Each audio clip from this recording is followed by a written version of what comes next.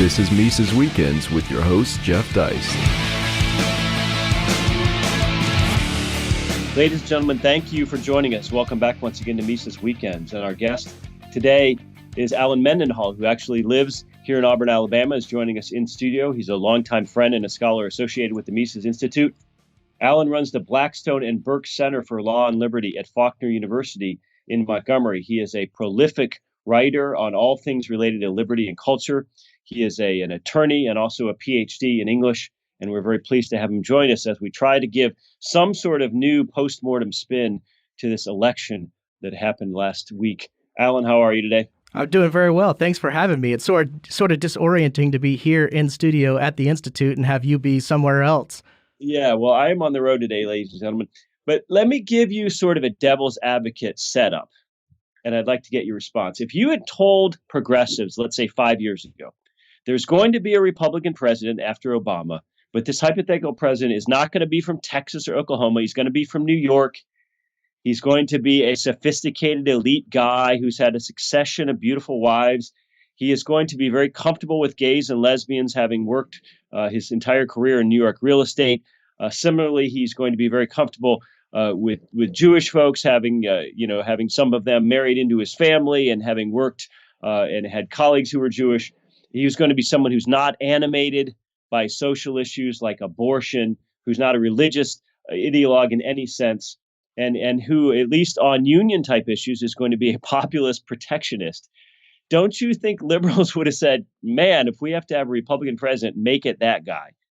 Yes, that's the short answer. I think they absolutely would have said that. But Trump is so unusual. He's somebody that nobody could have predicted. Alexis de Tocqueville, when he was touring America, wrote, a great democratic revolution is taking place among us.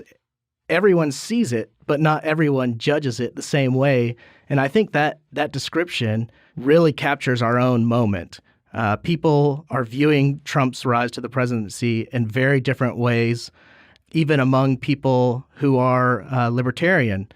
My own view is sort of that this is a good thing for a few reasons.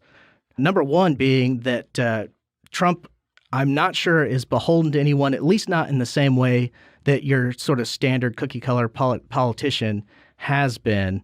There's a sense of alienation and disempowerment and disenfranchisement that people are feeling, and Trump tapped into that successfully. When Pat Buchanan, the night before the election, wrote an op-ed, he said something to the effect of, whatever happens tomorrow, we can at least say for sure that Trump has changed the course of American politics. And the philosopher Slavoj Žižek said something like that this is a moment of awakening. This is a major transformative moment in American politics. And I think when the way American politics has been for so long, any sort of transformative moment like this should be met with caution, yes, but also with eyes open to the possibilities that it creates. Well, right. Libertarians have gone around and around about Trump. There have been sensible libertarians who thought he was great, sensible libertarians who thought he's horrible. But here's what I don't get, Alan, is that we've got a guy who came out of nowhere and basically put a shiv in the Bush crime family. We're never going to hear from them again politically. He basically put a shiv in the Clinton crime family. We're never going to hear from them again politically. And we're somehow, as libertarians, not supposed to see any upside in this simply because he's not a libertarian. But, hating the state also, I think, implies hating the political class that controls it. I agree. Rothbard, and if you can find this in the Irrepressible Rothbard book, he talks about how can we mobilize the mass of Americans to undercut and short circuit their domination by a small number of opinion molding leaders. And I think we just got our answer, not because somebody planned or designed it, but it just kind of happened. Nobody predicted this. Nobody drew it up in their playbook. And I think, the results, no matter what Trump's policy positions are, and really, quite frankly, I don't know what Trump's going to do. I don't really know what policies he's going to implement. But what he's done already, simply in his campaign, and exactly what you say, knocking off sort of establishment figures and establishment institutions, is already a success. Well, let's talk about the right's reaction a little bit. Obviously, there was a huge Never Trump movement led by people, let's say, at National Review. There's already an article in National Review about resisting Trump. Let me give you a quote from that. Conservatives would be happy to live in comfortable exile. It's a condition with which they are familiar. I mean, it sounds so defeatist. I mean, what's the GOP or the conservative posture with Trump as president? Well, I guess it's sort of like what you say. It just kind of depends on which conservatives we're talking about. And, part of the nature of conservatism, I'm thinking of people like Russell Kirk, is to look more locally and to look at, associations and mediating institutions at the local level, churches, families, communities, clubs, little league sports. These are the relationships among people that are most important in our lives. And the change that comes, the major shifts in culture are usually due to spiritual matters, entrepreneurship, technology, and these sorts of things. They don't follow necessarily a person or a political party. And I think that conservatives have been too invested in national politics in a way that has come at the expense of just basic associational life at the local level. Well, it's true, but what we forget is that with just a couple 100,000 votes difference, scattered across the various electoral college states, conservatives would be singing a very different tune today, right? I mean, conservatives like Rod Dreher were talking about a Hillary presidency and the Benedict option of having to retreat into enclaves in the face of this culture that's inalterably hostile to Christianity. I mean, I'm not sure that this changes that. It may or it may not. It really will depend, I think, on the people Trump surrounds himself with. I see a lot of chatter about John Bolton serving as maybe Secretary of State, and that bothers me. If I had Trump's ear, I would immediately tell him, no, please don't do that. I would give him Andrew Bacevich as an alternative to John Bolton. I think he would be much better in that position. But, I think a lot of that really depends on the people Trump delegates responsibilities to, because I'm not sure Trump has settled on policy matters, and I'm not sure he knows exactly what he's going to do on one. He's made a lot of promises about what he's going to do on day one. I'm just quite frankly not sure what a Trump presidency is going to look like, and I think we'll learn a lot when we start seeing his appointment. Well, let's talk about a little bit about where this leaves the left. The left has become an elitist party, a Wall Street party, a party that's obsessed with social justice issues and identity politics. It's not your grandfather's blue-collar factory organizing party any longer. Do you think the left maybe overplayed its hands on some of the social issues this cycle, and that it came around to bite them? That's probably so. I think that there is definitely a disconnect between what I'll just call sort of clumsily our ruling elites and the average American. What Judge Napolitano called in his op-ed yesterday the forgotten man. There's a major disconnect there, and obviously Trump realized that, and Trump is not part of that sort of leftist elite, or he has been at times, but he didn't represent that on the campaign trail. But I do think there was probably an overplayed hand on some of those issues. I'm thinking in particular of Hillary Clinton coming out and listing just the parade of horribles, saying Trump supporters are, sexist, homophobic, xenophobic, and the list, I think, went on. But what she was doing was essentially demeaning half of the country. And I don't think that is a very good political strategy. I mean, you had the Republicans winning states like Michigan for the first time in a really long time. And I think some of that has to do with people getting insulted by one of the two major candidates. I mean, in a certain sense, you have to almost say that the left has chosen identity politics. For instance, the transgender issue. This affects a tiny percentage of Americans. And the fact that Obama has been so out in front on this, when it's not really necessarily a winning electoral strategy, most people are either sort of indifferent or maybe hostile even to transgender folks.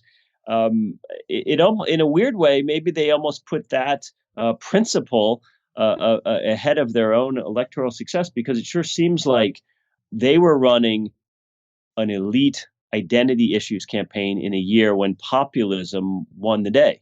I think that's exactly right. Do you think that this actually means that the American electorate has shifted? Do you think Trump has brought something out in people that wasn't there before? Do you think he's just a reflection of an electorate that was always there, but maybe just not animated to go vote for a dull guy like Mitt Romney or a crazy guy like John McCain? Well, two things. I think in a way, yes, he is sort of reflective of views that were already out there, but I do think there is a new sense of anger at sort of the Wall Street bank bailout culture, TARP and all these kinds of things. And I think Trump tapped into that resentment, as did Bernie Sanders. I think there are a lot of different ways of channeling that anger. Some people are going to look at the Bernie Sanders, Elizabeth Warren people, but there's an alternative. I mean, there's certainly a Rothbardian view on these sorts of things. I know we're diagnosing the problem. I think we agree on the problem. It's the solutions. I think someone like Cornel West that obviously identifies the problem, but we just sort of disagree about means and what the solutions are. I think a lot of people, without knowing, really what they thought about the solutions and not having a coherent theory about it, just saw the problem, got angry, and voted against the problem. And Hillary sort of represented that problem. Everything from the Clinton Foundation to her Wall Street connections, to her corruption, to the cronyism. People were just sick of that and fed up with that. Well, let's talk for a minute about the Supreme Court. First of all, the current situation. If I'm correct, there is a historical precedent for having fewer than 9 justices, as few as 6, and presumably there's no chance now, as a lame duck, that Obama makes any more hay about nominating Garland or anybody else. That, in other words, we're going to wait until the new year. Do you agree? Yeah. Oh yeah, Garland's off the table, and we definitely have precedent for smaller Supreme Court. The Judiciary Act of 1789 had us at 6 justices. Article 3 doesn't actually specify how many justices we need to have. And we've had 3, I think in 1807 we had 7, we had 9 in 1837, 10 in 1863. I think we've had 9 since about 1869, but there's nothing that mandates that we have 9. And FDR's court packing plan was so controversial because he wanted to fill the court with New Deal people. He would have had up to 15, and he would have added a Supreme Court justice for every justice that reached 70 years and 6 months. He would have added a new justice there who would have been, more inclined to his New Deal program. And, we have state Supreme Court. The Alabama Supreme Court right now currently only has 8, with one with the Chief Justice being suspended. The West Virginia Supreme Court of Appeals just has 5 members. So there's no magic number, I guess. It doesn't have to be an odd number. In fact, the benefit of having an even number is that if you do get a 4-4 split, then the issue goes back down to the circuits. And that allows for sort of dispersal or diffusion of power, sort of some pluralism and diversity that inheres in the system, which I think is constructive. Well, you've had a chance to look at Trump's proposed list of Supreme Court nominees. We were speaking off camera about how it's actually pretty geographically diverse, and it's not weighted as heavily towards the Northeast and Ivy League pedigrees. So what do you think of his list?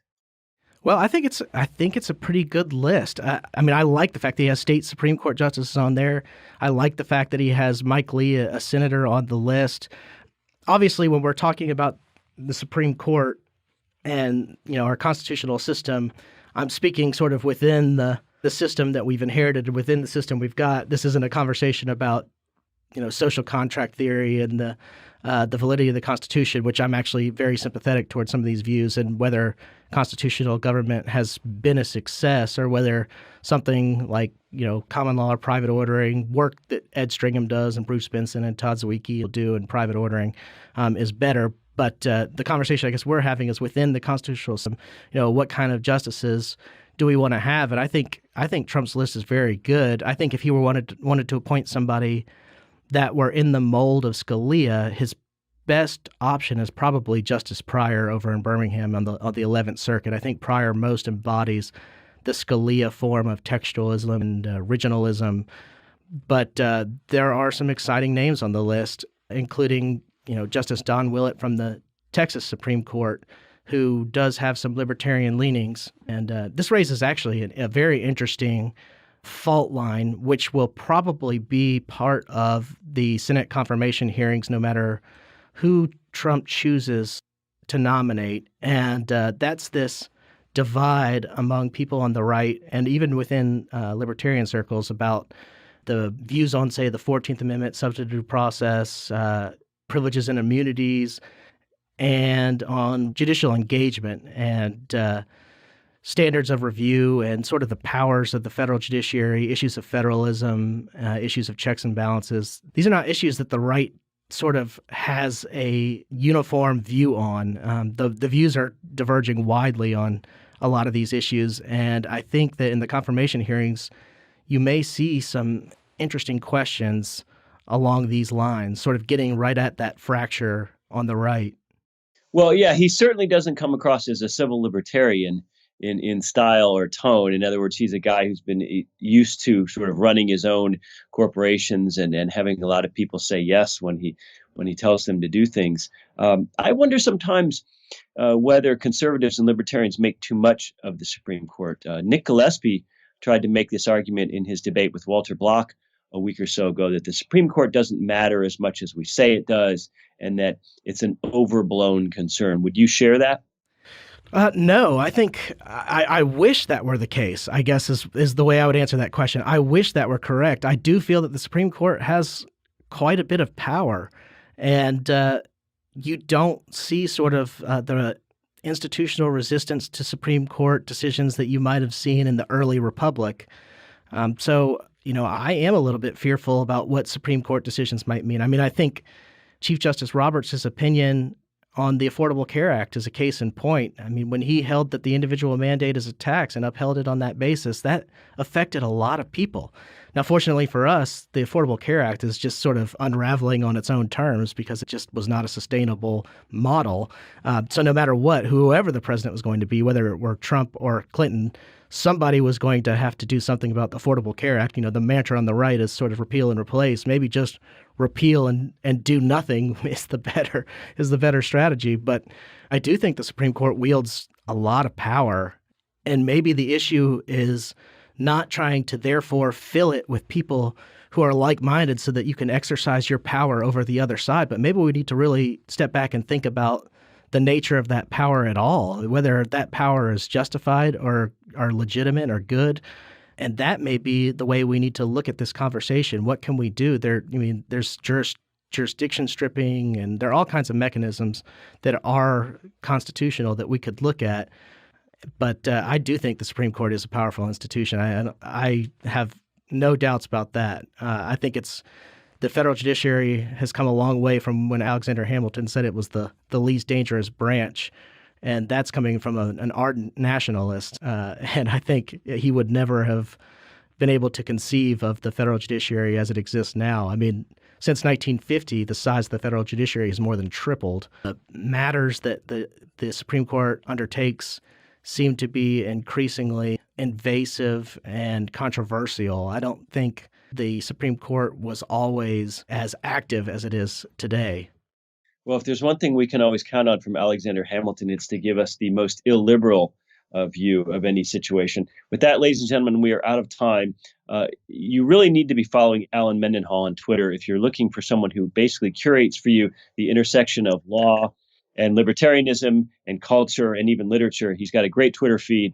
I tend to get caught up reading a couple of articles that he sends me virtually every day. You can reach him via Twitter at Alan, A-L-L-E-N, Mendenhall, M-E-N-D-E-N-H-A-L-L. And Alan, appreciate your time. Thank you so much for joining us. Ladies and gentlemen, have a great weekend. Subscribe to Mises Weekends via iTunes U, Stitcher, and SoundCloud, or listen on Mises.org and YouTube.